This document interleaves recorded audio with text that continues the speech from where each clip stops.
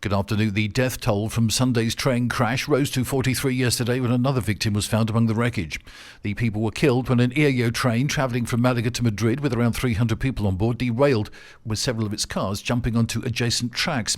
A Renfe train travelling in the opposite direction collided with the derailed train, forcing it from the tracks and sending its front two carriages down an embankment. The crash occurred near Ademuz in Córdoba province.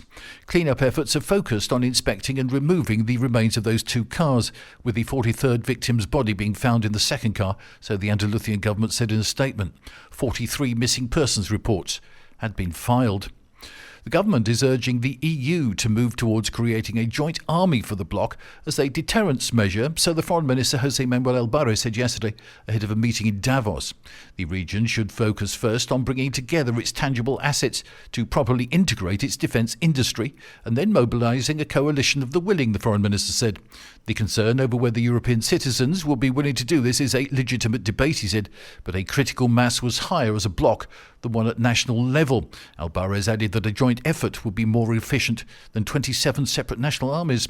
The comments came ahead of an emergency meeting between EU leaders today in Brussels to coordinate a joint response to US President Donald Trump's threats to buy or annex Greenland. A council spokesman confirmed late yesterday that the meeting will still take place, despite Donald Trump's announcement that he and NATO Secretary-General Mark Rutte had formed a framework of a deal. The concept of integrating national military forces into a supranational European army was first proposed back in 1951 to counter the Soviet Union and ensure German rearmament did not threaten its neighbours, but was voted down by France's parliament in 1954. And the Guardia Civil have arrested two individuals after breaking up a large illegal tobacco plant in Morro de Alcoy in Alicante. They took more than €3 million worth of illegal goods.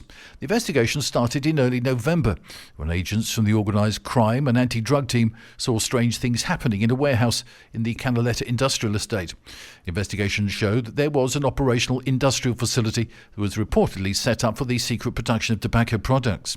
Police searched the warehouse and took more than 300,000 packets of cigarettes that were ready to be sold on the black market, as well as the industrial machinery and a number of large trucks and vans. That's the latest from TRE. I'm Bob James.